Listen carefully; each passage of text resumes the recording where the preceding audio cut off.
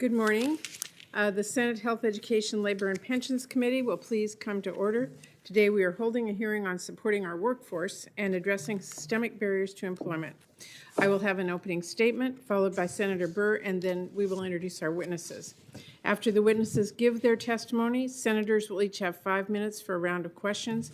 And while we were again unable to have this hearing fully open to the public or media for in-person attendance, live video with closed captioning is available on our committee website at help.senate.gov. If you are in need of any other accommodations, you can reach out to the committee or the Office of Congressional Accessibility Services.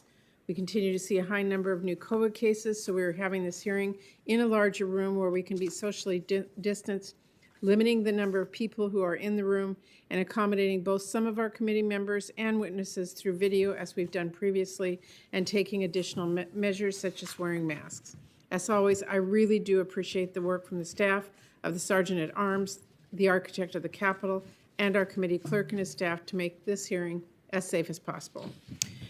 Our nation has made great progress rebuilding our economy from the COVID-19 crisis. We've seen the highest economic growth in nearly 4 decades, added a record 6 million jobs last year, and saw the biggest annual improvement in employment since we started collecting data. But our work is not done, and that's especially clear when we look at how unequal this crisis and the recovery so far have been, and how that has compounded the inequities that existed before the pandemic. The unemployment rate for Black workers is still twice the rate for white workers, and Black and Latino workers were both nearly twice as likely as white workers to report losing income last month. Meanwhile, women have accounted for almost 2/3 of jobs lost during this pandemic. And we heard last week about the challenges people with disabilities face in the workplace and the need to make sure they can get competitive, integrated job opportunities, gain financial independence, and participate more fully in our communities. These inequities are holding our country back. We can't build back stronger when our economy leaves out people who are ready and willing to take on good jobs. We can't build back fairer when people who want to learn new skills and seek better jobs continue to face discrimination because of their race or their age or their income or their disability or because their primary language is not English. And we can't build an economy that works for working families when a single parent cannot afford childcare so they can go to a job or participate in a workforce development program, or when workers who can't afford to invest in new skills and get the jobs they want simply because they can't afford textbooks or transportation or tuition, or to even take time off from their current job to take a class at a local community college or pursue their higher education goals. And of course, these barriers don't just hold back working families. They hold back businesses who are looking for workers to take on good-paying jobs, and then our economy as a whole. As we recover from this pandemic, we have to do so much better than simply returning to a normal that wasn't working for working families. If we want to rebuild an economy that works for everyone, we need to tear down the systemic barriers that stand between so many people and the opportunities they need to gain new skills, get better jobs, and support their families. That is why our nation's workforce development programs are so important. High-quality work-based learning, registered apprenticeships, and other workforce development programs can help people grow in their careers or develop new skills and start a new career. And when workforce development programs provide assistance with transportation and housing and childcare, help getting work gear like uniforms and tools, accommodations for people with disabilities, and other support to help people overcome barriers, they ensure that everyone can access the opportunities that will help them succeed. In a national survey of workforce development program administrators, nearly all of them said supportive services were important for program retention and completion. In fact, program administrators who reported they were able to meet these needs saw 4 out of 5 participants complete their programs, while those who couldn't meet these needs reported completion rates of less than 1 in 3.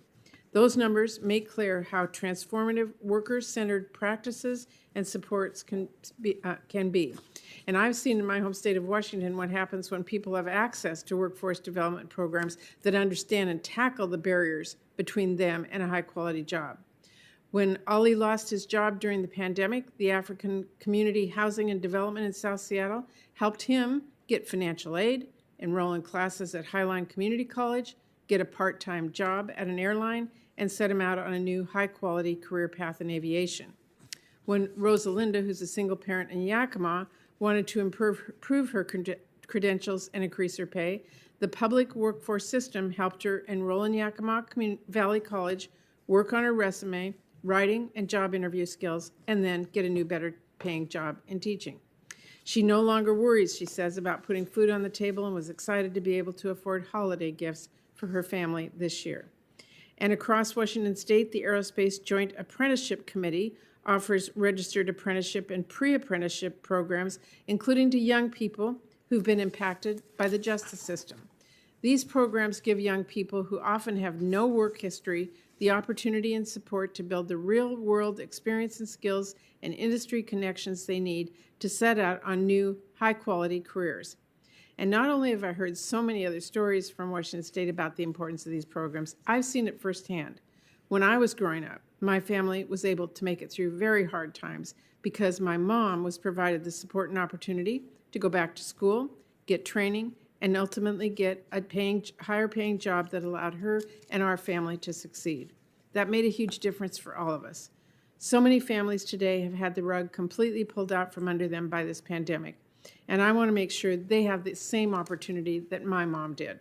So I look forward to hearing from our witnesses today about what we can do to continue tearing down barriers and building back our country stronger and fairer.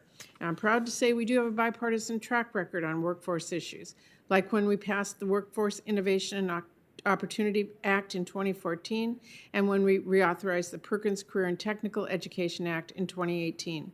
And I know this remains a priority for everyone on this committee. So I hope we can continue to make progress both by strengthening programs that help workers overcome barriers and also by addressing some of the systemic issues that create barriers in the first place, like racism, sexism, ageism, and other forms of discrimination, poverty, barriers to workers organizing and collective bargaining, inadequate accommodations for people with disabilities, and a lack of paid leave, child care, and other policies that help make things a little easier on working families. With that, I will turn it over to Senator Burr for his opening remarks. Thank you, Madam Chairman. I'm glad we're having this hearing today. I want to welcome our witnesses for being here to testify, and I'm glad to see we have some who would join us in the hearing room.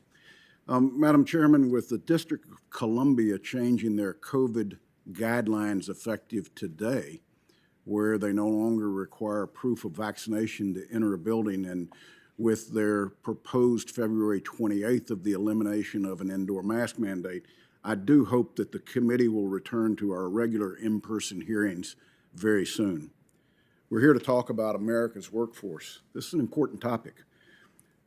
We're in a period of great economic uncertainty. The pandemic's changed a lot of the ways that we live and work. Thanks to extravagant spending in Washington, American families are facing 40-year high inflation rates, and paychecks are increasingly stretched to put food on the table, gas in the car. Plain and simple, this is a tax on working class. I'm looking forward to the discussion today to hear more about the ways that we can support pathways to good-paying jobs. With all the changes to our economy, now more than ever, it's time for us to think about innovative solutions. Everyone here is interested in finding ways to reduce barriers to employment.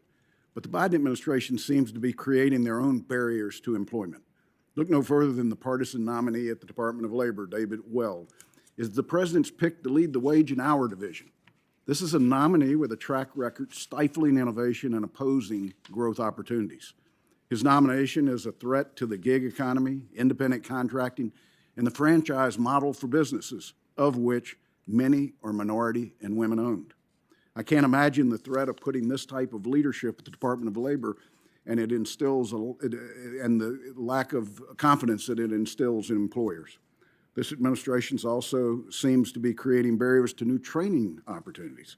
Something we should all be able to agree on is the importance of high-quality workforce training and education. This includes apprenticeships. Instead of focusing on how to expand the apprenticeship models, building on what works, the Department of Labor is actually working on eliminating a pathway. Industry-recognized apprenticeships are a promising way to expand the earn and learn model in new industries and to reach new population of workers. Instead of building on this innovative idea or working with Republicans on how to improve it, this administration has paused the recognition process. If we're going to address barriers to employment, we should be using all the tools in our toolbox, not just the tools that labor unions find acceptable. The White House also wants to put up roadblocks for people who want to work. As businesses were adjusting to the pandemic, the president issued a vaccine mandate. Make no mistake, I encourage every American who's eligible to get vaccinated and to get boosted against COVID. But amid labor shortages, supply chain issues, and already strained workforce, this mandate is the last thing we needed. This sweeping new requirement far exceeded OSHA's legal authority, and the Supreme Court was right to block it. We have to find solutions to keep people in their jobs, schools, and businesses open.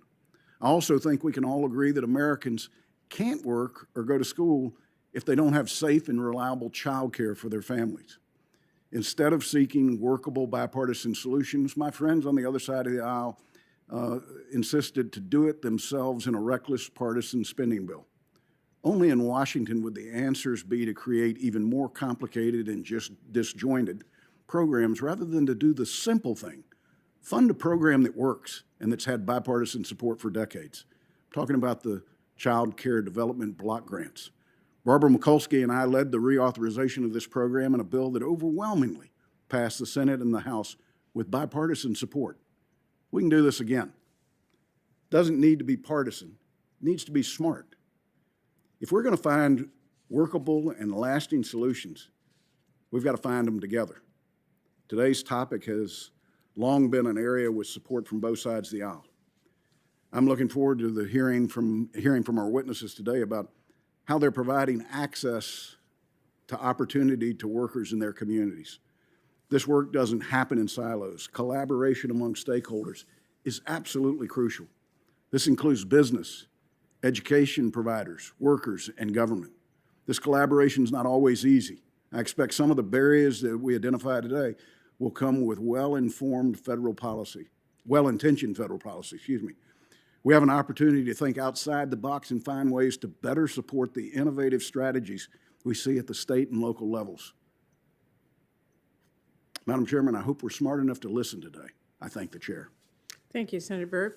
I will now introduce today's witnesses, and our first witness is Melinda Mack, the Executive Director of the New York Association of Training and Employment Professionals, a nationally recognized association focused on poverty, education, job training, and economic workforce development in New York. Thank you for joining us today, Ms. Mack.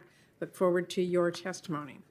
Our next witness is Ashley Watts. Ms. Watts is the President and CEO of the Kentucky Chamber of Commerce. The Chamber is the largest business association in the state, representing 3,800 businesses, which employ over half of the state's workforce. Ms. Watts, appreciate you joining us today to share your time and expertise. We will also be hearing from Peter Beard, the Senior Vice President for Regional Workforce Development for the Greater Houston Partnership.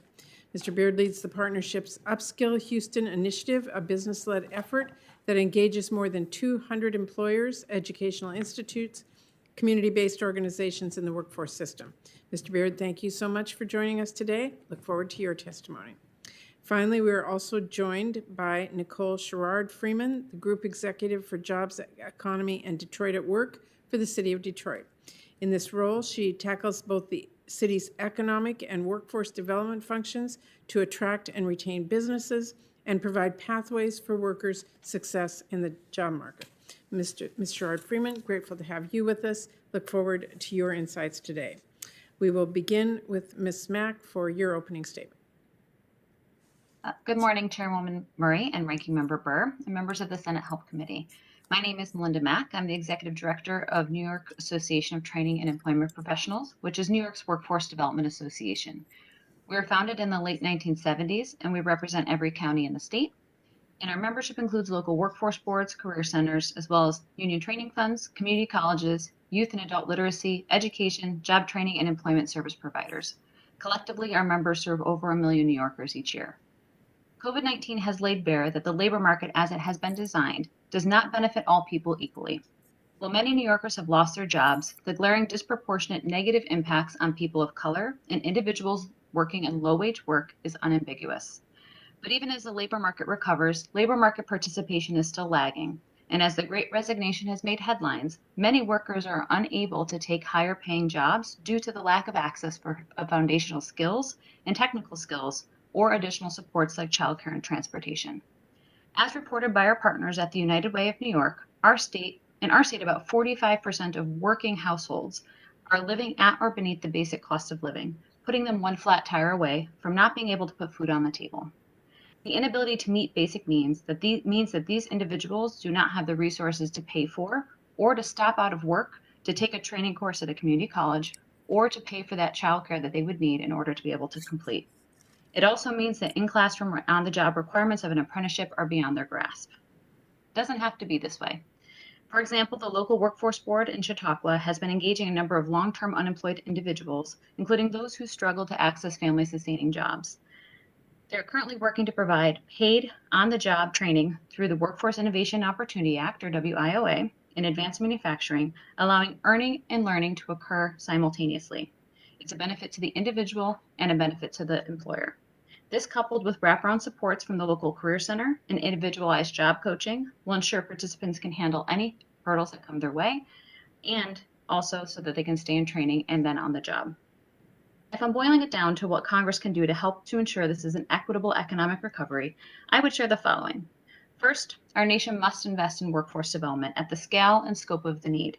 The federal funding through WIOA is a catalyst for public and private investment, regional coordination through the local workforce boards, and workforce system alignment across the country, and certainly in our state, where 500,000 New Yorkers engage in the American Job Centers each year. This is not about college or no college. It's about having the skills you need for a good paying job, for today and for tomorrow. Second, understand the impact and value of wraparound support services.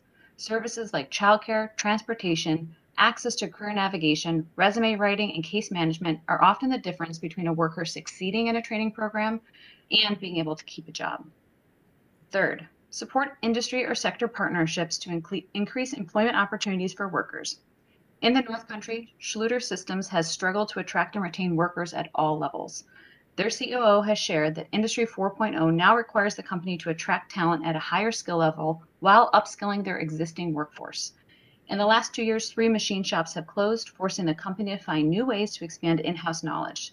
To that end, Schluter Systems is currently working with the North Country Workforce Board and regional economic development partners and education partners as an active participant in building the solution by creating a youth-oriented work experience called the Authentic STEM program. Modeled after the German Youth Apprenticeship program, this company believes it will be an essential model for their ability to generate a pipeline of local workers for their company and supply chain.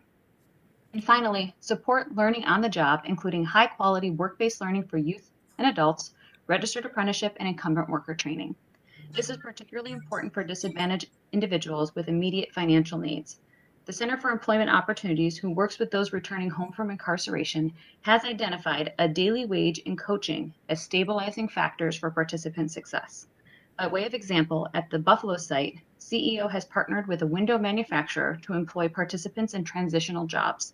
There, participants utilize hand tools to build windows and frames and develop soft skills, and the employer works with these recruits and now has a dedicated source to hire full-time workers into good union-paying jobs.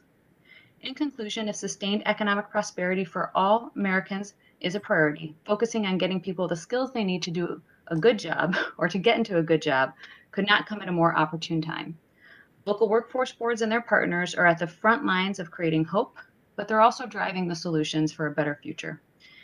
I described a bit of what's being done here on the ground. Now imagine what the impact could be if we double down on this effort on America's economic competitiveness. Thank you for this opportunity to discuss these issues. I look forward to your questions. Thank you very much. Ms. Watts. Good morning, Chair Murray, Ranking Member Burr, and members of the committee. I am honored to be with you here today to discuss workforce, an issue every state is facing, and specifically how we can remove barriers. Almost 2 years after the beginning of the COVID-19 pandemic, thanks to help from Congress, including PPP loans, federal relief packages, and a historic bipartisan infrastructure bill, our economy is on its way to recovery. However, we will not be able to ensure full recovery until we have an active, engaged workforce. As president of the Kentucky Chamber, the Commonwealth's largest business association, the number one issue I hear about from businesses of all sizes, of all sectors, are their struggles with workforce and finding employees. We often say we have too many people without jobs and too many jobs without people, and how do we make these two things match? And in the days of a somewhat divisive political climate, it is refreshing to be able to say that this issue really sees no side of the aisle, and we have worked with leaders from both parties toward solutions. For the last several years, the Kentucky Chamber has been creating programs to provide employer-led initiatives to develop, expand, and strengthen our workforce to support Kentucky's economy. I would briefly like to tell you about a few of these programs relevant to this committee and topic. Like many states, in Kentucky, we have struggled with high substance use disorder numbers as well as high levels of incarceration. However, the Chamber and the business leaders understand a key to reducing recidivism is meaningful employment. With funding from both state government as well as private entities, the Chamber started our Workforce Recovery Program, focused on engaging the business community as part of the solution to this epidemic by reducing the stigma and increasing second chance employment opportunities across Kentucky. This program has built an employer network of over 1,200 employers and recruited almost 28,000 second chance opportunities statewide. Through this program, we also launched the Kentucky Transformation Employment Program last year. This program provides a pathway for businesses and employers to help more Kentuckians reach long-term recovery while supporting second chance employment. Employers who choose to enroll in this program receive protections from civil action regarding negligent hiring and hiring because of an employee's substance use disorder through Kentucky statutes. To date, 22 businesses have signed up for this program, which impacts more than 5,000 Kentucky employees. Another barrier those coming out of incarceration face is something as simple as a lack of a proper state-issued ID.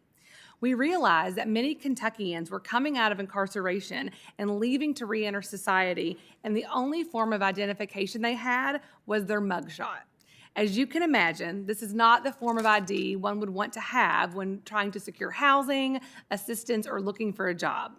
The Chamber, in partnership with the Just Trust, has started a pilot project in Kentucky to give those coming out of incarceration a state-issued ID to help with their successful reentry. We are hopeful state government will fund this program for all inmates in the future. We know creating workforce opportunities starts at an early age. Knowing this, the Chamber launched a statewide initiative, Bus to Business, several years ago, focused on connecting K-12 students across the state to career pathways and businesses in their communities. This program has been able to engage over 210 schools and over 110 businesses across Kentucky, impacting over 42,000 Kentucky students. Students have the opportunity to tour companies, complete hands-on work-based learning opportunities, and speak directly to employers about career pathways available in their organizations. And the last program I want to highlight is the first workforce program the Chamber started to help create workforce pipelines for key industries. Over 4 years ago, in partnership with the Kentucky Cabinet for Education and Workforce Development, Kentucky launched a statewide implementation of the U.S. Chamber of Commerce Foundation program, Talent Pipeline Management. Over the last 4 years, this program has been talent solutions for 5 of Kentucky's key industry sectors, engaged almost 300 employers, and connected more than 3,000 Kentuckians to jobs, trainings, or work-based learning opportunities. In fact, this program has proven so successful, we have expanded our portfolio to include Kentucky's signature industries, equine and distilling, because you can't have Kentucky without bourbon and horses. As an example of the innovative solutions our equine employers are building, they have worked with the Blackburn Correctional Facility to create and implement the Workforce Readiness and Reentry Program, where inmates gain vocational and job skill training before connecting with career opportunities. Following in the equine industry's footsteps, the Kentucky Distillers Association partnered with the Chamber to start a pilot project in 2021, which currently engages 15 distilling companies. Members of the committee, as you know, and I'm sure you hear from your constituents, workforce is a multifaceted problem that must have multifaceted solutions to remove barriers and create opportunities for everyone. Thank you for the opportunity to share a little bit about how collaborative partnerships in Kentucky are benefiting all of our citizens, workforce, and economy. Thank you very much. Mr. Beard. Thank you, Chair Murray, Ranking Member Burr, and members of the committee for the opportunity to testify at today's hearing. This is an important and critical topic to the long-term growth and competitiveness of the United States and to the economic prosperity and mobility of its citizens. Good morning. My name is Peter Beard. I serve as the Senior Vice President of Workforce Development at the Greater Houston Partnership, where I lead its Upskill Houston initiatives and Houston Back on Track, which are all employer-led based on the same model Kentucky uses, which is the Chamber Foundation's Talent Pipeline Management. With 900 members and a board of directors of business and civic leaders, the Greater Houston Partnership serves as the Houston Region's Chamber of Commerce and Economic Development organization focused on a mission of ensuring Houston's place as a great global city.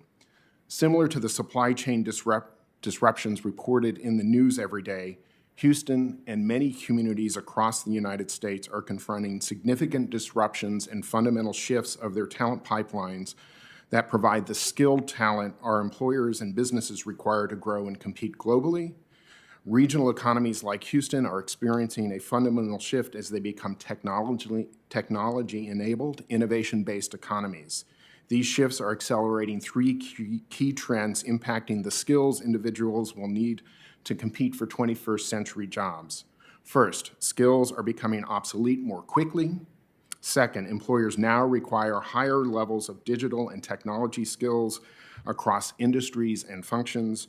Third, there is a premium on soft and non-cognitive skills essential for baseline success in the workplace. These trends will require ongoing upskilling and reskilling of the existing workforce by more adaptable and agile approaches that will not likely be met by traditional education and workforce systems. In my written testimony, I provided some details related to several themes. First, it's important to develop an understanding of the existing skills and capabilities of individuals in order to support their upskilling into quality jobs and occupational pathways. I describe in detail how Houston is using a data-driven model with the Texas Workforce Solutions Vocational Rehabilitation Services to assess the inherent and innate capabilities existing workers possess, and then to identify correlations and the presence of similar capabilities in opportunity populations. In the pilot study, about 10% of the VRS clients tested were found to be good statistical fits for customer service roles, breaking down barriers. Second, employers will need to strengthen and support skills-based hiring and education and provide workers with clearer occupational and skills pathways to navigate the changing skills requirements our industries are confronting. In Houston, our industrial construction industry developed competency maps for critical industrial crafts that describe skill sets for each level from helper to journeyman. And then they mapped the skills to the relevant modules in the national career construction curriculum and developed performance verifications to ensure individuals can proficiently perform the relevant tasks and activities.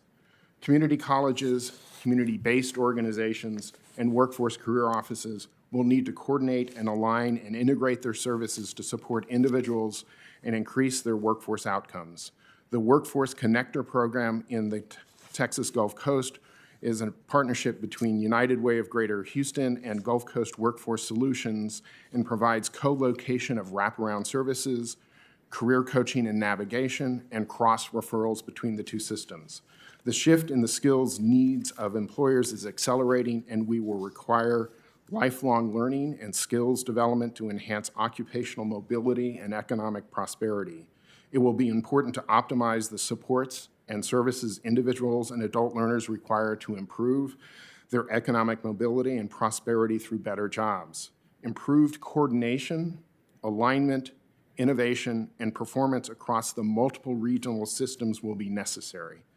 At its core, this will require strong employer leadership and engagement and the presence of robust, accurate, and timely labor market data and information.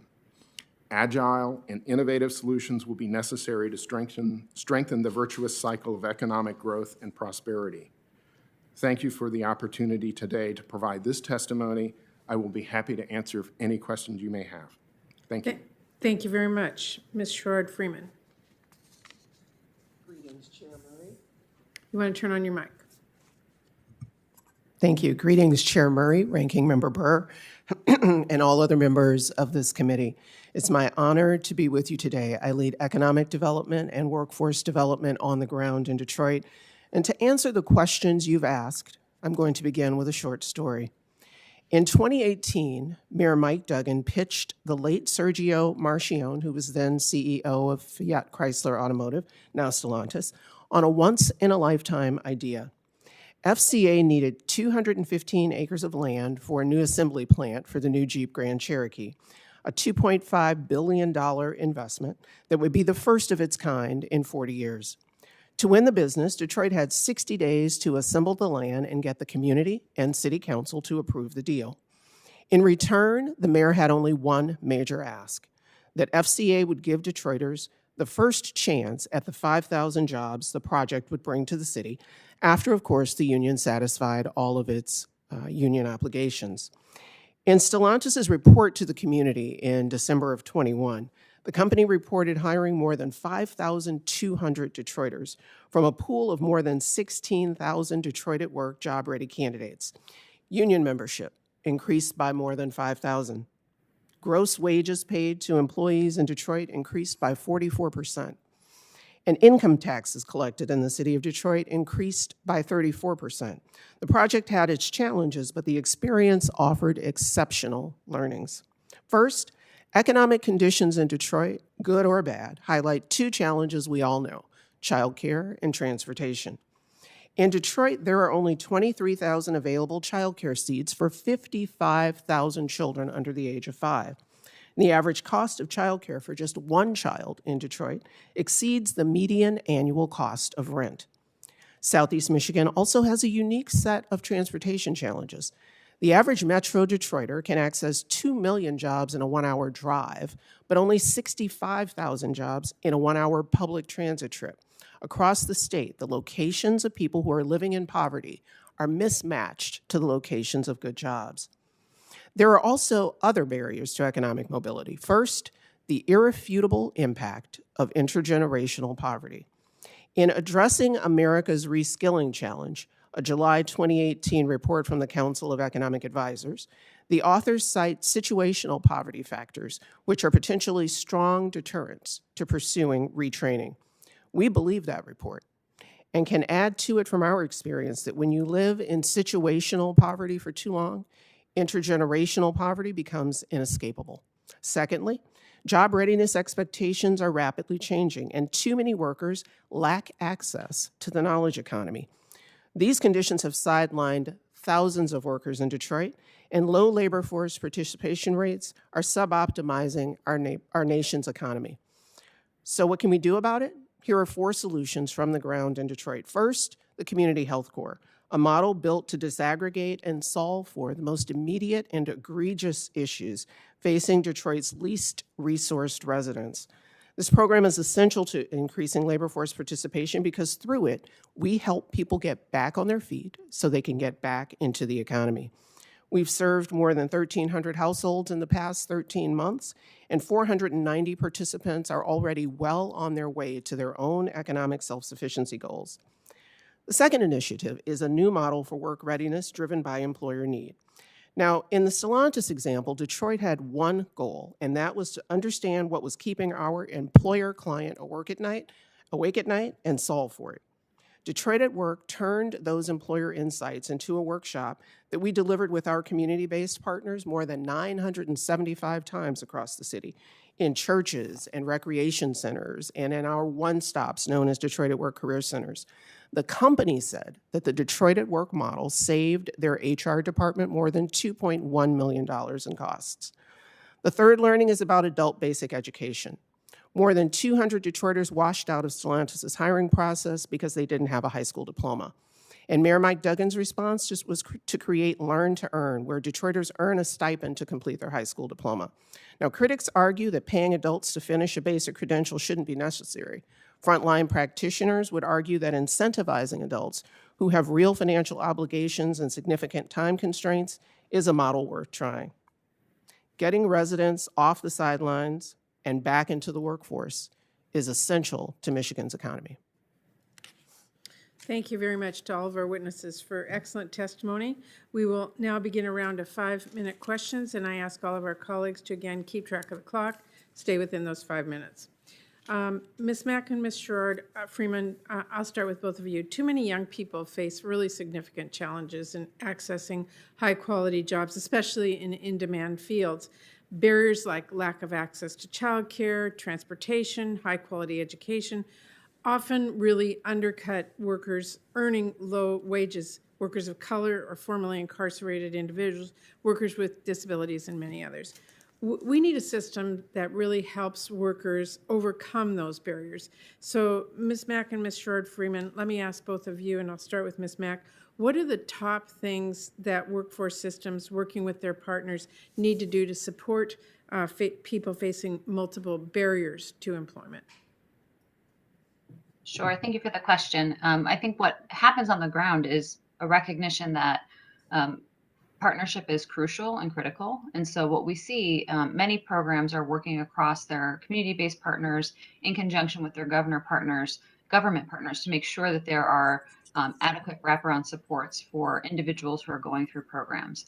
So by way of example, I was speaking with an adult literacy program yesterday in the Capital Region, and they were sharing a story about a woman named Maria who had a IEP, so an individual education plan, because she had a learning disability, and was at a 3rd or 4th grade reading level when she entered into their literacy program, and ultimately needed employment. And so they were able to connect her to a part-time job at a department store while providing the additional wraparound supports, transportation, childcare, some housing support, to be able to continue to finish that high school diploma and ultimately get into a post-secondary career through vocational rehabilitation. And so again, I think part of what the secret sauce is for workforce development is on the ground, the workforce boards and their partners know each other really well. And when they work together, that's when we see success, not only for employers, but for the individuals as well. Thank you. Ms. Sherrod Freeman? So I'll build on Ms. Mack's response by adding that the other crucial component to partnerships is actually getting the voice of the participant into the center of the discussion. Now, some would call that centering worker voice. What we see it as on the ground is getting the voice of the people who have the struggles into the conversation, into the room. I'll tell you the story briefly of Rhonda Lease Carter, who was hired by FCA. She had been trying to get into the company since she was 18. It took the Detroit at Work program to translate employer insights into really what Ms. Carter needed to know to be a successful candidate. It had been decades, and the Detroit at Work program on the ground, building solutions around what participants tell us their barriers are, was really the answer to her challenges. Thank you. Every year more than 600,000 people transition from state and federal prison back into their communities. A high-quality job really is one of the most effective ways we know to reduce recidivism and ensure formerly incarcerated people have a path to stability and success. But unfortunately, the unemployment rate for formerly incarcerated people is nearly 5 times higher than the overall unemployment rate.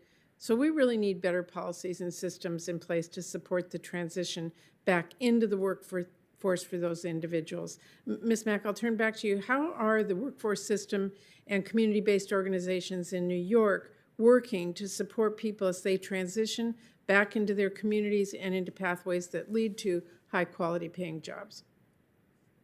Sure, thank you. Again, going back to the example I provided in the testimony, having a place for someone to land when they leave incarceration is crucial. That's why Center for Employment Opportunities and the Osborne Association are such important assets in our state, because they work directly with the jail system and probation to make sure that individuals sort of land in a program that can, again, address their specific needs, whether it be housing, back child support, sort of other sort of debts that they've accrued, but also to be able to address some of the soft skills that are necessary so that they can transition through transitional employment into a good paying job. And so it allows employers to try them out, but then also allows individuals to get that immediate wage, which again, they've indicated as absolutely crucial to the ability of people to sort of stay out of jail. Thank you very much. And I will turn to Senator Burr. My time has expired. Thank you, Madam Chairman. Ms. Watts, why is it important for the private sector to be involved in the second chance hiring policies, and why did the Kentucky Chamber embrace that initiative? Thank you for that question. The Kentucky Chamber several years ago, we've been advocating for policy specifically around felony expungement. And many people said, why is the Kentucky Chamber, the group of the employers in Kentucky, really advocating for not knowing what someone's background was? And really it was because of opportunity and because of workforce and making sure that people really could, once they paid their debt to society, come out and be active citizens, be good taxpayers, be involved in the community. And that's what we wanted to see. And so I think it's important for employers to really lean in on this issue, because it's not just saying I'm a second chance employer. There's a lot more that goes into it, and that's what our programs provide. It's looking at their HR manuals. It's training their employees. It's talking about maybe it's not the first chance and you're out. Maybe it's 2 or 3 chances, and making sure they have the proper support system around them and recovery, but really leaning in and making sure that we're aware of the struggles these people are facing.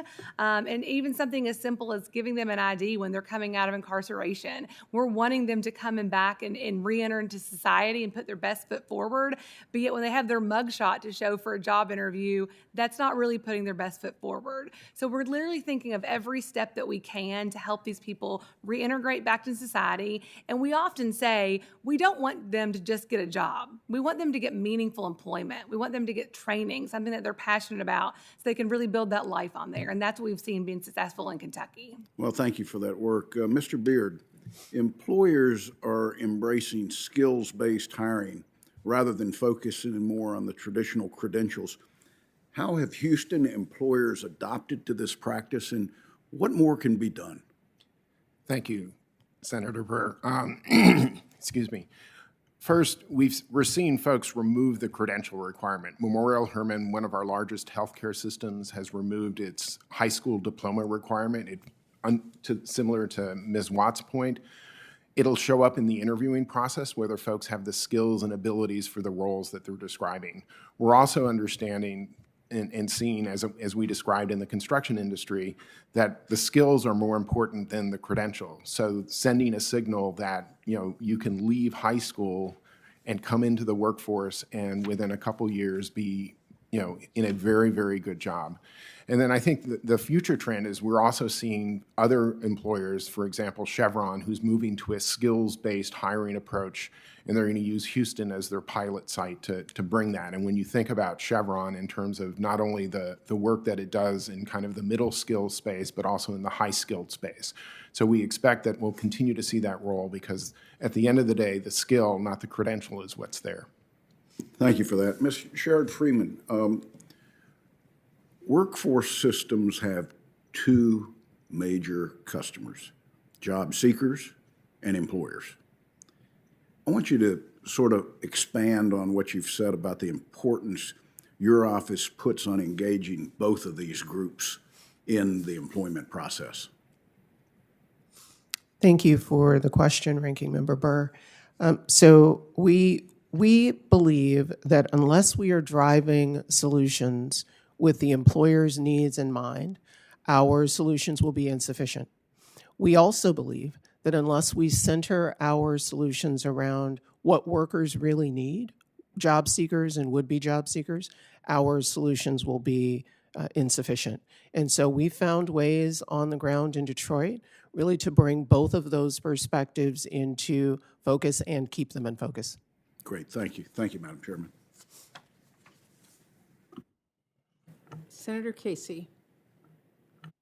Thank you, Chair Murray. I wanted to start by noting a piece of legislation that both Senator Cassidy and I are working on, the Pregnant Workers Fairness Act, and I'm grateful for Senator Cassidy's partnership on this bill and the commitment shown by Chair Murray and Ranking Member Burr to advancing this important legislation. And it's policies like this that obviously will help make high quality employment accessible to those who face very steep barriers. So I want to thank Bill Cassidy for that and thank the chair and ranking member. I wanted to start with a question about what's known as the sub-minimum wage. People with disabilities are better able to achieve financial independence, we know, and to spend more time engaging in their communities when they transition to competitive employment and work in integrated environments, workplaces that hire both people with disabilities and people without disabilities. So I've introduced the Transformation to Competitive Integrated Employment Act, which would end the sub-minimum wage and provide support to businesses in order that they have the support they need to do just that. Senator Daines has worked with me on this bill, and I appreciate his help. We know that the labor force participation rate for people with disabilities is almost 38%, according to the Department of Labor. That's half the rate for people with disabilities. In addition, the poverty rate for people with for adults with disabilities between the ages of 16 and 64 is 26%. So a low labor force participation rate and a very high poverty rate. So Mr. Beard, and for others who may want to weigh in, how do we make sure that people with disabilities can obtain employment? That's my first question. And then second, what are your recommendations for increasing employment for those with disabilities? Thank you, Senator. The example I gave is really trying to knock down those barriers, which is understanding what skills and capabilities an individual has and then mapping it to a place where they can easily upskill into that role. And so that one example, and then we have another example in Houston with a nonprofit organization that has partnered with many of the vendors at our main sports venues where they train individuals to serve pizza and other things and make that initial wage that's much more competitive. So those are the examples, but it's going to require employers understanding that the skills individuals have can be used in the workplace, and to your point, the diversity that enriches the workplace as well. Thank you. And unless there's anyone else who may want to weigh in on that, I'll have a second question for Ms. Mack. This is with relationship to, or I should say with regard to questions about low-level criminal records. We know that more than 1 in 3 adults have some form of criminal record, which keeps them from participating in many facets of everyday life as background checks become more commonplace. Although many of these individuals successfully complete their sentence, many are still constrained by low-level and non-violent criminal records. I've introduced legislation with Senator Joni Ernst from Iowa, the so-called Clean Slate Act, which would automatically seal low-level, non-violent federal offenses after the individual completes their sentence. So, Ms. Mack, here's the question. When you consider this issue, in your experience, how can criminal records impact individuals' ability to obtain education and training or access high-quality employment, even after they've completed their sentence? Sure, thank you for that question. We know that in some instances, many people don't even know that they have a criminal record, and especially with young adults. We actually have an entire organization in the city of New York that just works on helping young adults understand whether or not they had something on their record and how they can get that sealed or expunged if necessary. And so I think, as was described before, one of the biggest barriers is we sort of now use automated processes to screen resumes. And often these types of offenses will screen people right out before they're even getting a shot to sort of explain what happened or what the instances were that sort of got them in this situation in the first place. But in addition to that, I think folks often forget that the skills and abilities of individuals are what we need to be paying attention to and not necessarily what has happened in their past. And so, I mean, personally, I believe that would be a huge help to many New Yorkers. And I know in our state legislature is taking strides to think about ways to do that as well. So thank you for that. Thanks very much, Ms. Mack. Thank you, Chair Murray. Thank you. Senator Cassidy. Yeah, thank you very much. Thanks to all the witnesses. I think there's a common theme that I'm hearing from you, which is you kind of meet the worker where she or he is, and meeting them there, you work with the employer. Let me just go right back at Bob Casey. I think that is the purpose of our Pregnant Workers Fairness Act. There's an article I've seen from a woman in an article from the Cincinnati Enquirer, so obviously applies to Kentucky, of someone in Kentucky, a police officer who was pregnant, and she couldn't get the lighter duty that was available in her late pregnancy, even though it was available because of rigid work laws. And so if we're going to like increase opportunity for people, there has to be a certain flexibility. It has to be meeting the worker where she is or he is in a case of not related to pregnancy. So Bob, thanks very much for doing that. And hopefully our preaching on the issue will get it passed. So thank you. And then also related to that, which all of you seem to speak to, but nobody speaks to directly. I want to make a pitch for something else I'm working on with Senator Warren, the College Transparency Act, which would allow an individual, when she or he is deciding where to go to school, to have easily accessible and understanding information as to how much she or he would have to borrow in order to complete a curriculum in that major at that school, and what their earning potential would be afterwards. I say that because commonly I see billboards of pretty and handsome young men and women going to some university, so kind of online training or whatever. I know they're borrowing a heck of a lot of money, but I can look at the professions that they are promoting, and they're not going to make enough to pay back those loans. And if they draw down their Pell, it's going to be a huge opportunity cost. Instead of being able to apply all this money to a course of study that would really give them a career for the future, they're going to end up earning something at minimum wage plus tips, hoping that ends up meeting needs. Again, that's our College Transparency Act. And just so I know that I'm not kind of assuming that you would agree, Mr. Gerard Freeman, let me just ask. I'm from Baton Rouge. We have, unfortunately, a lot of poor folks. I'm glad we have our folks, but I'm sorry that they're poor. And you spoke to them so well. I almost feel like this is a bait and switch. You spoke about helping people get through their high school. Here we have something to help them get through their college, but oftentimes the money ends up wasted because they choose a curriculum which is not going to be profitable for them. Any thoughts on that in general, and perhaps particularly on the goal of something like the College Transparency Act? Well, thank you so much for the question.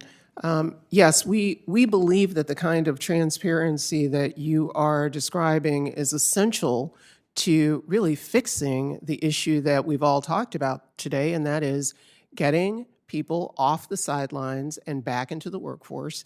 And that presumes getting them back into positions in the workforce that will provide for both economic stability and economic mobility. People can't make good decisions without good data. And I think what you're talking about is improving the quality of data available to Americans. Yes, ma'am. And Mr. Beard, I once went to a place in South Louisiana, and the guy said, I need a master welder. I don't need a sociologist. But if I got a master welder, the guy's going to make 80K a year before we get to overtime. And so, again, this is all about competitiveness.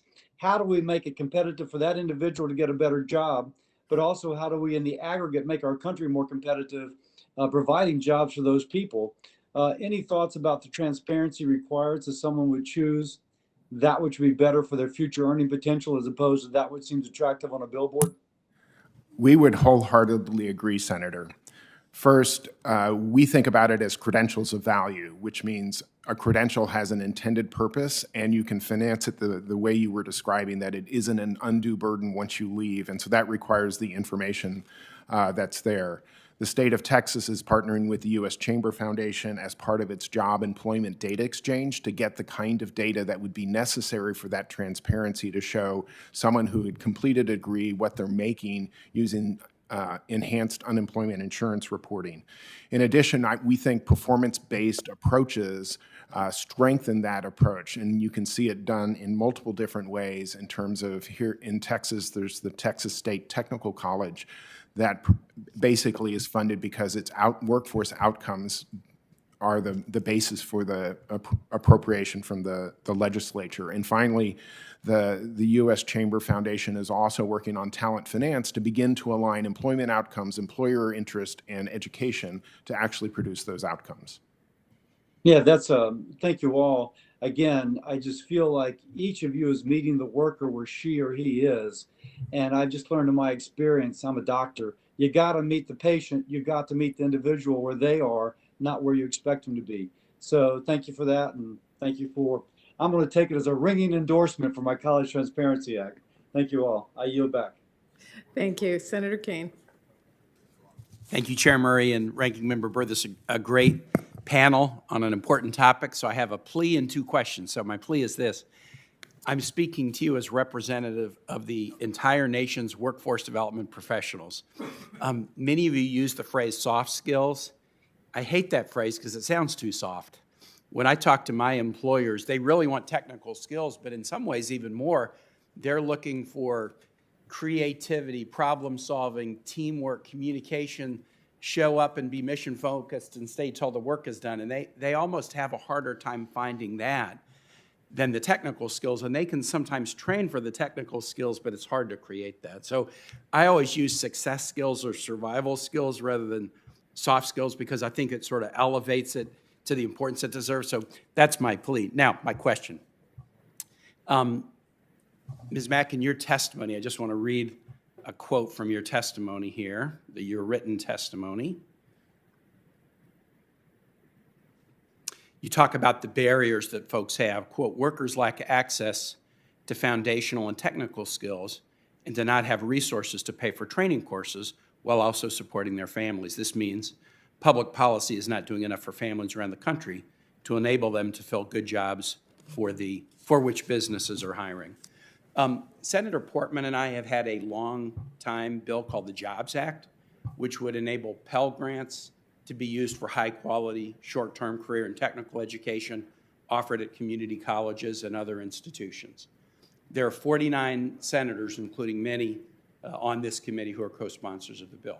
I want to thank my chair and ranking because when we were debating the USICA bill, the Senate version of our competitiveness bill, they helped me sort of with a shoestring catch. We became the last amendment that was cleared for a manager's package, meaning unanimous support in the Senate. The manager's package didn't work out then. But last week, the House passed their version of this bill, the Competes Act, and it became the last amendment that was added on a floor vote that was strongly bipartisan. So my question would be, if we allowed those who were Pell Grant eligible to use Pell Grants for high-quality career and technical education, how would this solve or address some of the workplace barriers we're talking about? I can address that first. Thank you, Senator. And in Kentucky, we agree. We think soft skills is too soft. We call it essential skills. And so we've actually put that curriculum in K through 12 education through statute several years ago. But we very much in Kentucky are facing almost the exact same thing. We have a scholarship program funded through our Kentucky lottery system. And currently, you can only use it at a traditional four-year college or at a community technical college. We are trying to revamp that at a state level with the legislature this year to be able to use that scholarship money for those skills trainings, for those welding schools, the pipe fitter jobs, those things that we do need a credential or certificate for, to not just make it about a traditional 4-year or 2-year community technical college degree. So we in Kentucky very much agree with that premise. Let me ask Ms. Mack, since I quoted her, and then I'm going to have a second question, and I'll see if Ms. Sherrod-Freeman and Mr. Beard would want to address Ms. Mack. No, we also completely agree. Short-term Pell would be a huge support, especially to our community colleges. And I think the key, as you describe, is high quality. So making sure that it's going to industries and sectors into programs that are resulting in good wages and employment afterwards. Similar to Kentucky, New York is also taking sort of a stance around short-term TAP, which is our temporary funding that sort of goes to support, again, low-income students in New York State. And so this combination of the part-time TAP and part-time Pell could be an incredible boon for our low-income students across New York State. Thank you, Ms. Mack. So my second question is this, and I'll address it to Ms. Sherrod-Freeman and Mr. Beard. Probably because of the way the title of this hearing is set up, and a little bit because of jurisdictional issues in the Senate, I was interested, we had a discussion about workforce and not a single one of you mentioned immigration.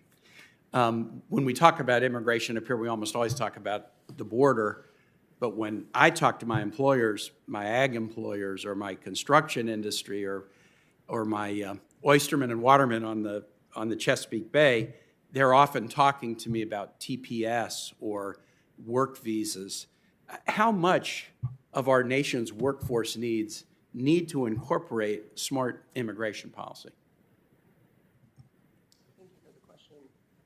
Thank you for the question, Senator. So we believe smart immigration policy is essential to helping rebuild America's workforce.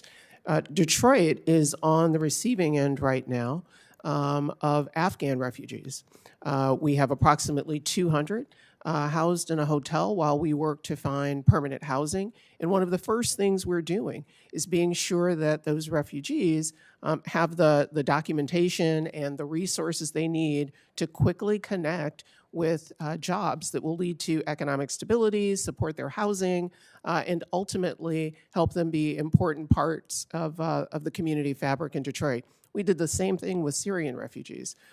It is the mayor's practice, and we believe it's good business. Chair Murray, could I ask Mr. Beard if he would answer that question? Thank you.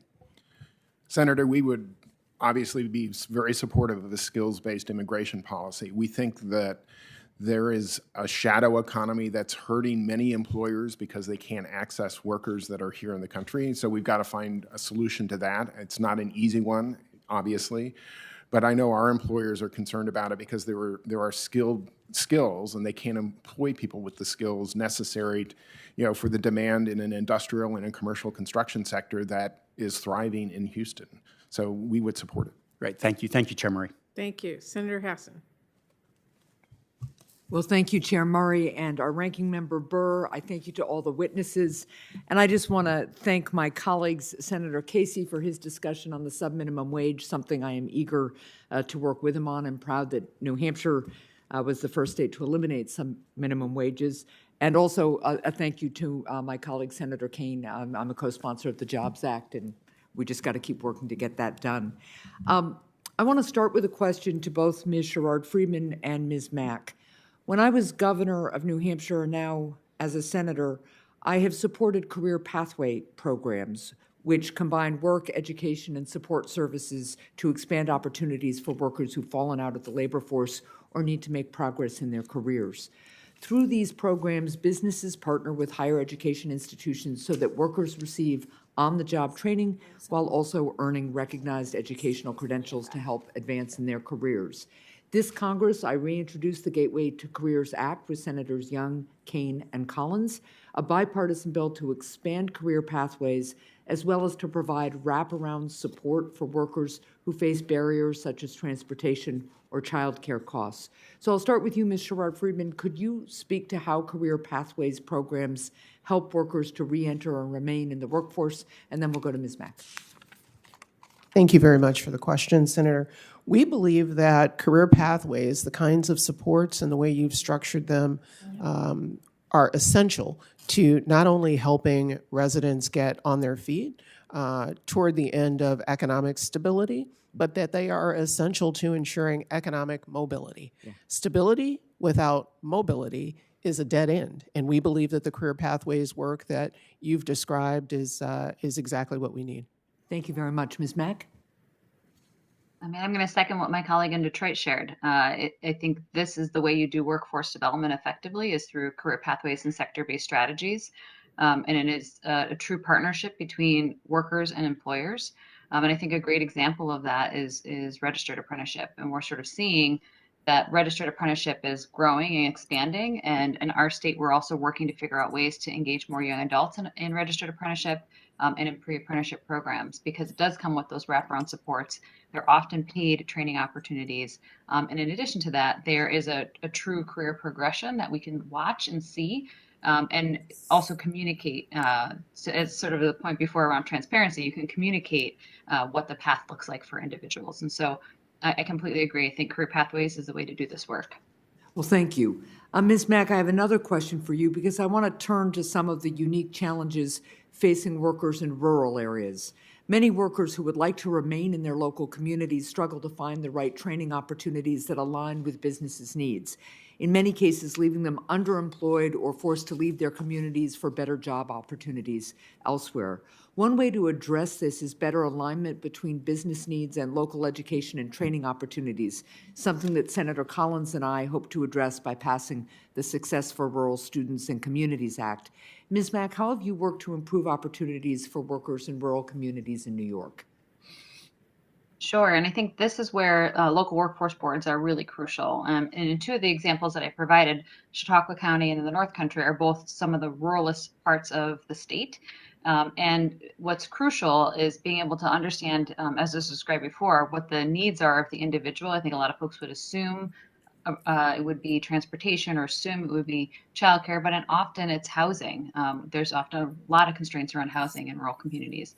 And so sort of working with employers, I think the local workforce boards are able to better coordinate those educational institutions to meet the needs and the timing and sort of the distance that might be required, but also more importantly, sort of utilizing virtual services to support workers and employers as well. And so in Chautauqua, they're working directly with a group of manufacturers to sort of recruit and hire for their specific needs. And in North Country, they're designing a whole brand new program that is focused on recruiting young adults directly out of the K-12 system. Thank you. And that's a segue to a question for Ms. Sherrard-Freeman, which is really about housing, because workers' difficulty in finding affordable housing can hurt their ability to remain in the workforce, makes it harder for businesses to attract workers that they need. And so one way to address this is obviously for communities to invest in safe and affordable workforce housing options. How does access to stable housing impact people's ability to find and retain employment, and how have you worked to address this in Detroit? Oh, thank you so much for the question, Senator. In Detroit, we believe that economic mobility hinges on stable housing, and we've worked diligently to ensure that affordable housing is part of that equation. We really believe that affordable housing should be the basis for economic development in all neighborhood plans.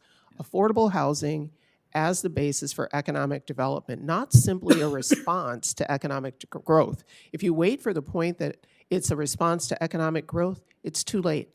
So we are so very pleased to have the Choice HUD Award in Detroit, building on Ford Motor Company's $1 billion investment in Corktown. Affordable housing will be a significant part of that Choice grant. We have a $30 million grant, and it blends together housing, affordable housing, workforce, the wraparound support you've described. We believe it will be a model. Thank you very much, and thank you, Madam Chair, for letting me go over here. Thank you. Senator Murphy. Thank you very much, Madam Chair. Thank you all for your testimony today. I remember looking at a really interesting data set right on the back end of the Great Recession when we had recovered most of our employment. And what it showed was that though over that period of time, a lot of people had become unemployed and then a lot of people had been reemployed, there had been this really fascinating shift in terms of age demographics. What had happened during that time was that the percentage of older workers, or the percentage of older Americans in the workforce, had dramatically increased, whereas the percentage of younger Americans in the workforce had plummeted. You'd essentially seen this shift of young people in the workforce coming out and older people going in. And the sort of long-term data here is pretty frightening, right? Between 2000 and 2018, workforce participation rates for those ages 16 to 19 fell from about 1/2 of the population to 1/3. That's stunning in an 18-year period of time. And we know it just got worse during the pandemic because we saw, again, a bottoming out of summer job opportunities for teenagers. And so I wanted to focus and I'll ask this to the panel and maybe direct it initially to you, Mr. Beard, but then open it up to others. I want to talk about barriers to employment for teenagers and for young workers, because it's those early work experiences that set the platform for later success. And we just have a stunningly fewer number of kids who are having those positive workforce experiences when they're teenagers. And if you have these barriers later on in life, they're just compounded by a lack of exposure to the workforce and to job skills when you're in those early formative years. So are there specific things we need to be thinking about in order to overcome this pullout of the workforce of teenagers? Because it seems to me, given the data telling us something has happened very quickly to that population, we need to have a targeted policy to address those barriers.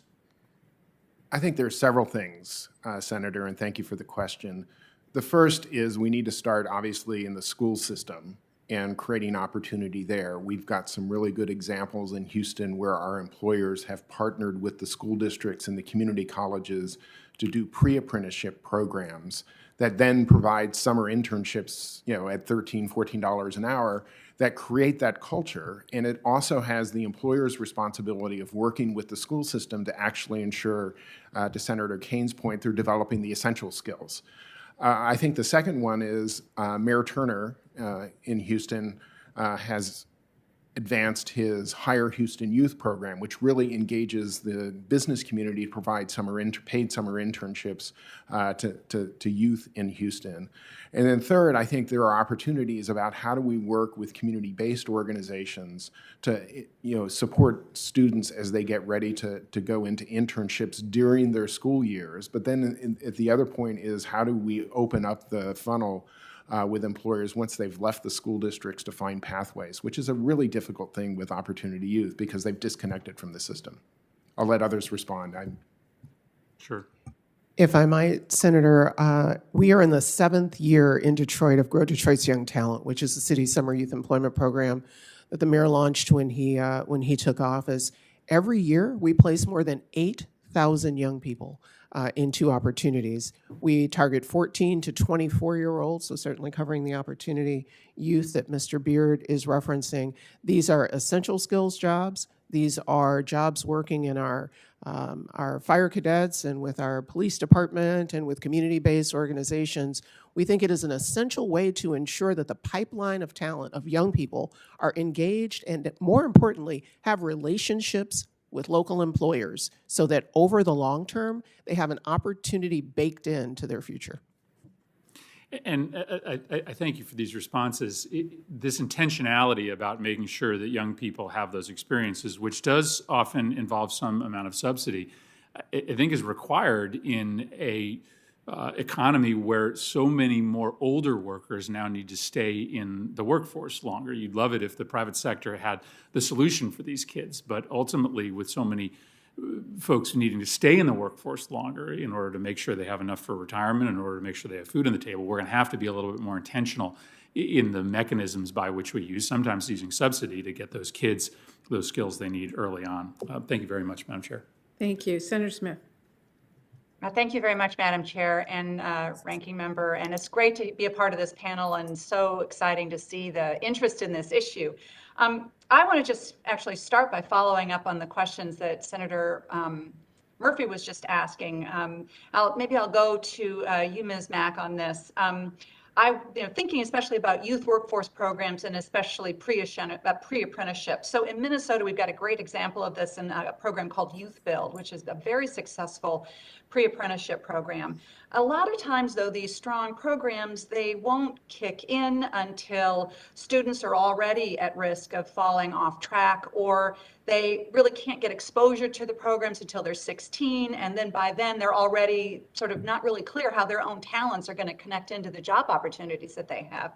So I'm wondering, kind of how we think that some of these efforts might be reformed. Now, I have a piece of legislation with Senator Graham and Senator Wyden and Senator Collins to introduce a bill called the Youth Workforce Readiness Act. And what it would do is to pull in after school providers to help connect youth with local employers through things like job shadowing or career exploration or internships, and of course registered apprenticeships.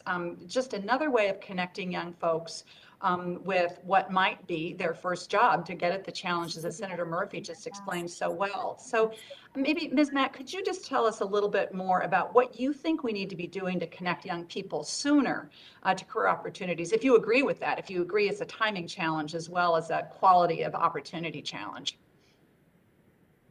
Sure, absolutely. And I think in New York City in particular, again, the ecosystem of providers who do workforce development often are also engaged in sort of after school supportive housing. You know, they run sort of a full service approach in terms of engaging New Yorkers. I think where we find the most success is where there are subsidized work-based learning or workforce development opportunities or project-based learning that's, again, coordinated with the K-12 system. I think for part of that, we would need to sort of extend and expand under the Workforce Innovation Opportunity Act, the waiver that's in place right now around serving exclusively out-of-school youth. We've heard from our members this interest in doing exactly what you're describing around making sure that more young adults who are currently in school have access to support and programs and dropout prevention. But in addition to that, I think it's this need to be able to directly connect to a wage-based employment. And so, you know, in our state, we have a summer youth employment program that's operated for about 30 years at this point. It's funded primarily through TANF. And in New York City alone, they serve about 100,000 young adults each year with their sort of summer youth employment program.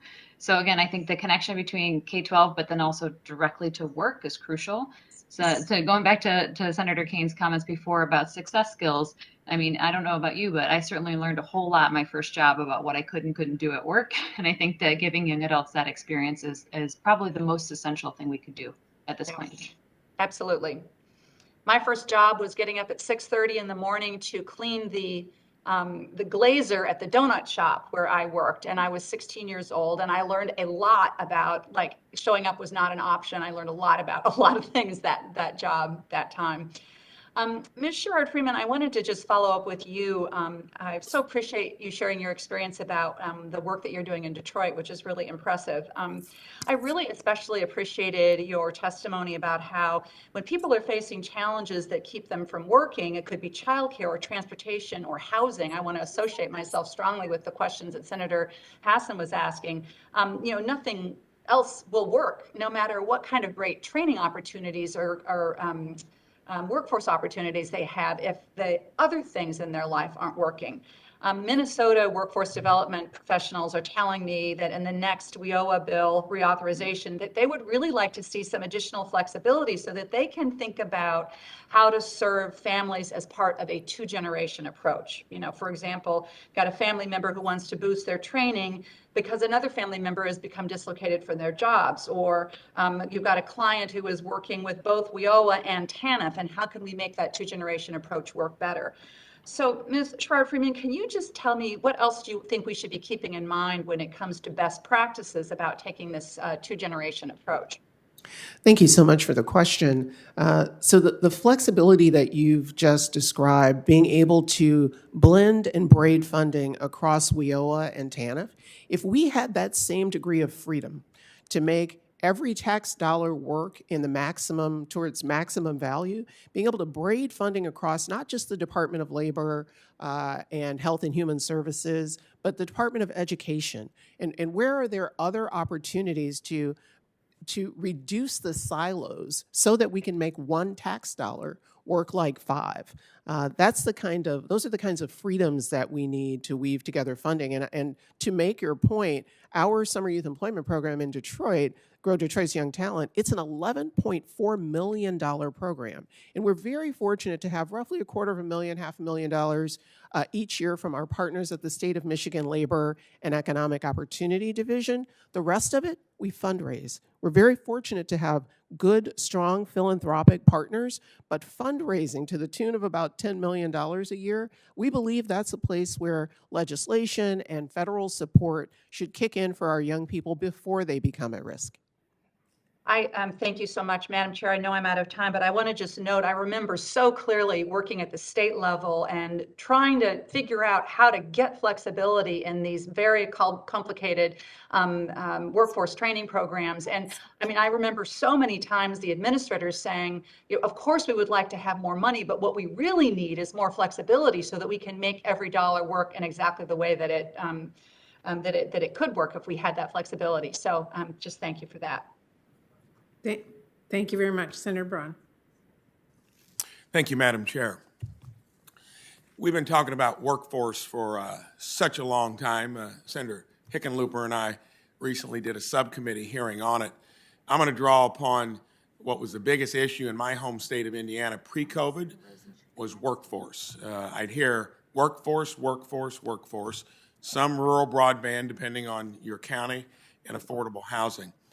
And now I'm going to go back to when I first started paying attention to it. It was when I was CEO of my own company, when it was really starting to grow in the last 10 years of the 37 years I was doing that, and looked into my own school districts in my county. And I think the issue with workforce, everything I've heard today is tangential.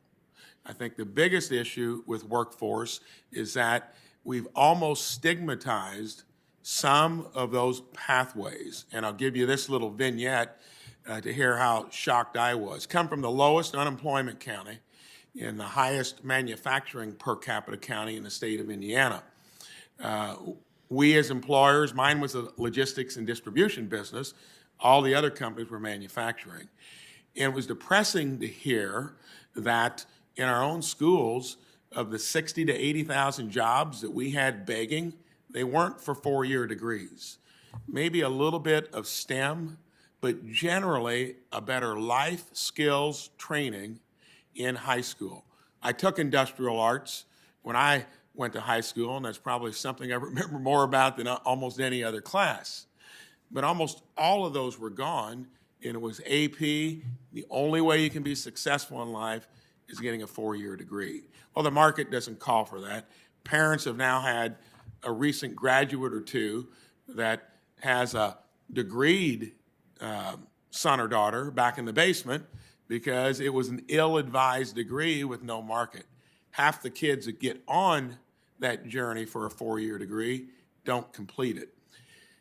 State Board of Education and all of the educational institutions within states, I think, have oversold that. We ship twice as many degrees out of our state as we keep within four-year degrees. I'd love to see high school curriculum get back to the basics and start teaching some of these skills that we'd all love to see, to where we can even train you. Employers have been too dependent on the system too. Now they're getting with it. Like to hear Ms. Watts, Mr. Beard, what you think of what I've just said. How important is that to create incomes close to, it'd be almost $1 billion in Indiana if we just did a better job at what I'm talking about? Thank you, Senator, for that question. And in Kentucky, your neighbor to the south, we too are a manufacturing and logistics hub, and so those careers are very important.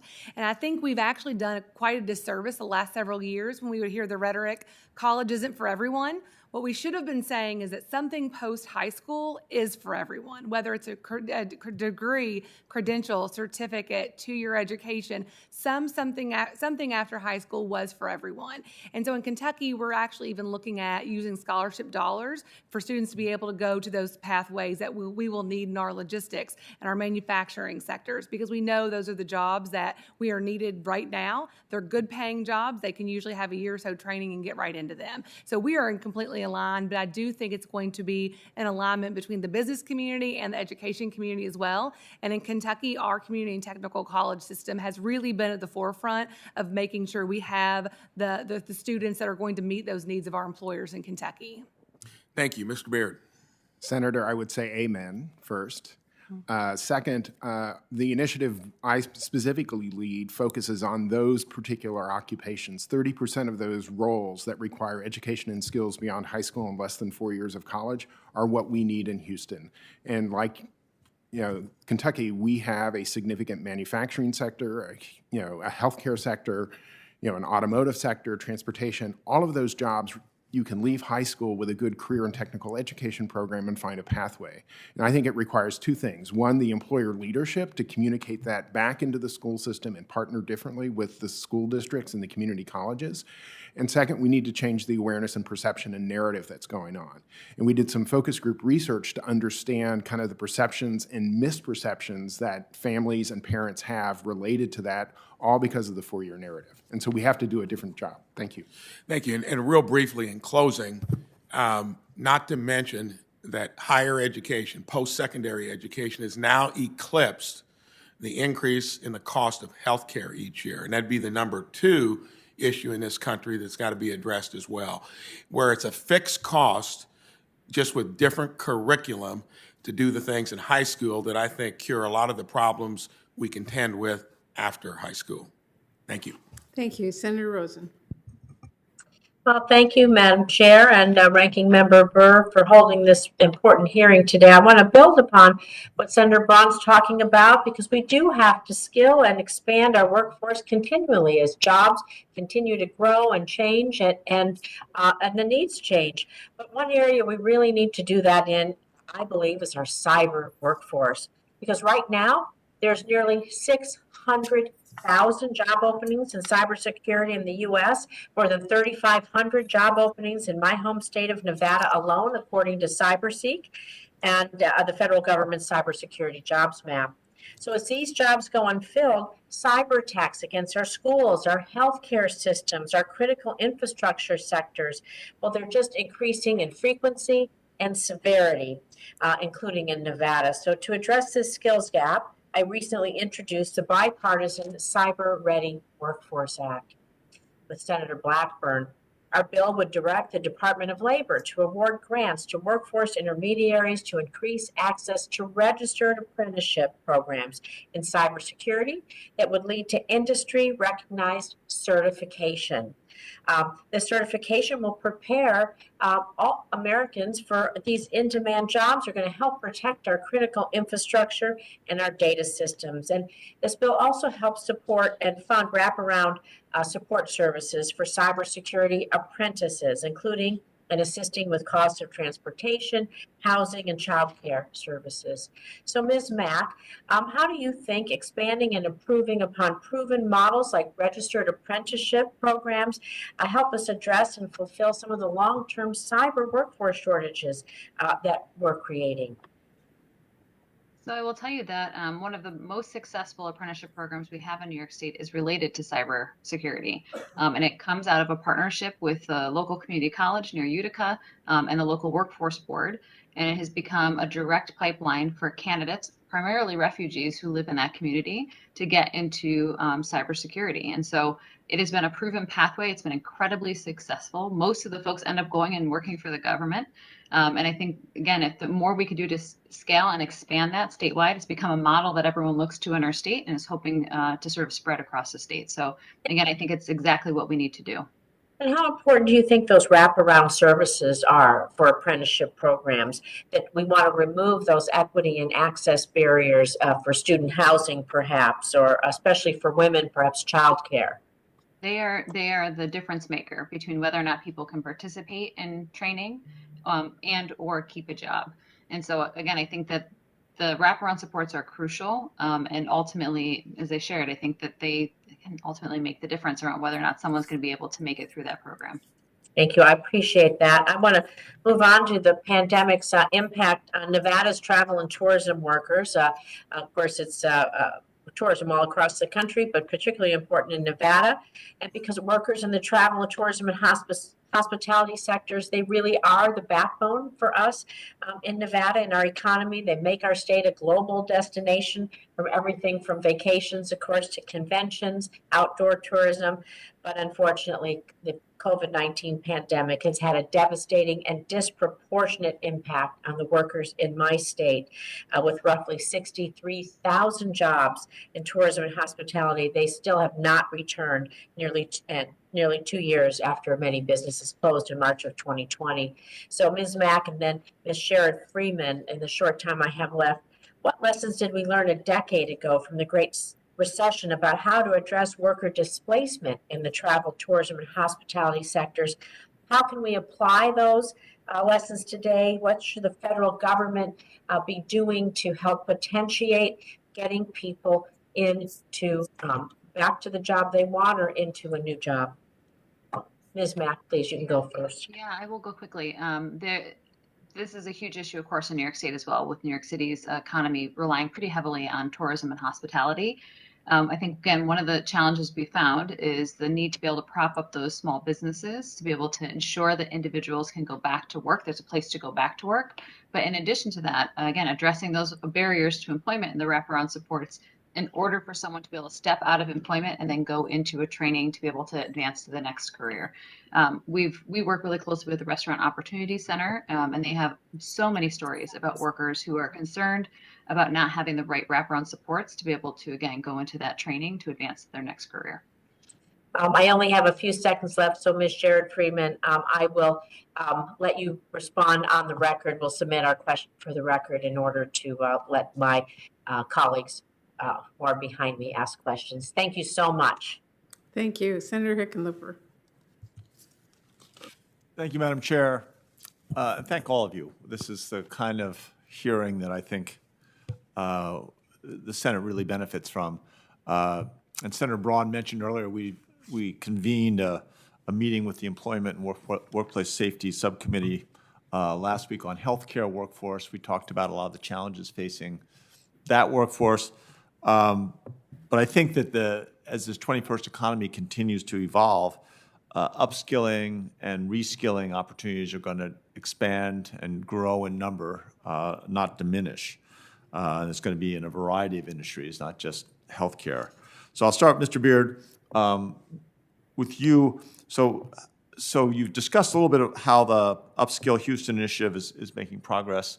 Maybe a little more on that in addressing the skills gap. But how could we begin thinking about it as a model for the rest of the country? In other words, what elements do you think are easily translatable into a scale, a national scale? Thank you, Senator. So a couple things. One, I think the model and the approach that the U.S. Chamber Foundation developed with talent pipeline management that engages employers to talk about the pipelines they need to develop is critically important, so that an employer, no matter whether they're in Indiana or Kentucky or Texas, are getting a similar experience in terms of engagement. Because it takes that kind of engagement to then bring in the community-based organizations that provide the wraparound services and career navigation. But also, I think, to this point that we've been talking about, we need to find a way to align the various services in a very different way so that it allows for co-location, cross-referrals across systems, because right now it's siloed. You go to the workforce system, you deal with a community-based organization, you go to the career services office of the community college, and we need to find different ways to optimize those resources to provide those supports. And then I think finally, how do we continue to incent employers, particularly on the education and upskilling piece of this, to support education benefits for the frontline workers? Because we know, similar to the conversation about hospitality or Amazon or any of those other employers, that those jobs have opportunities, but how do employers support folks upskilling into other roles that are adjacent and that are important to them? Because they don't want those workers in those roles permanently. They want kind of flow through. Right. Oh, absolutely. Ms. Mack, and I appreciate in the background, the work hard, be nice to all people. I made a pledge and followed through when I first became mayor of Denver in 2003 that I would visit every public school in Denver in my first 4 years. So no one told me there were 161 schools, but I rapidly, within about 40 schools, I figured I needed something to say to kids, and it was always, ended up with work hard, be nice, never quit. So you should put a little never quit down there on the bottom. Obviously, we need to invest in students and workers if we're going to be prepared for this 21st century challenge. And I think increasing access to apprenticeships, making sure that multiple working pathways are available, that's critical to the success both for the workforce but also for employers. And as a subcommittee chair and often with Senator Braun, I am, or I should say we are focused on expanding opportunities for apprenticeships and especially youth apprenticeships. How can we be doing a better job? And I think this is a problem we've all faced, and many of you, a couple of you have touched on this, but not only reaching the students, but their parents, because so much of what they think is cool or is acceptable is filtered through their conversations with their parents. So in terms of promoting opportunities in apprenticeship, how could we do a better job of reaching out to parents? I think it's parents and young adults. And so across our state, there are a number of events that have now popped up, sponsored by local workforce systems, to get young adults from schools and their parents to come out for a day to meet with businesses, to try out some of the equipment and to learn about careers. And I think those have proven super successful in our ability to help people understand that these are pathways to good jobs, but also it doesn't mean that this is a terminal end in your career stops here, that there's still opportunities to go on to post-secondary, following training in an apprenticeship program. And so again, I think that ultimately more career exposure is necessary, and making sure that we're getting to young adults and getting to parents, because most people don't even know what companies exist in their region. And so this ability to sort of actually physically show them facilities makes a huge difference. Great. And now somehow I'm out of time. I'm not sure exactly how that happened, but I have other questions I will put forward. I really am excited by the work that all of you are doing, and I think there's got to be a way we can synthesize this and orchestrate it in a way that really does help our workforce, but also our business community at the same time. Thank you. Thank you. Thank you. I believe that's all of our senators who had questions today. Senator Burr, and no closing remarks. Let me just thank all of our witnesses for really an important conversation, and all of our senators who were here today to ask very thoughtful questions. I think we all are very focused on this and working to make sure that everybody can participate in our economy to the best of their ability. So Ms. Mack, Ms. Watts, Mr. Beard, Ms. Sherrod-Freeman, thank you so much for sharing your time and your expertise. And for any senators who do wish to ask additional questions for the record will be due in 10 business days, March 2nd at 5 p.m. And with that, the committee stands adjourned.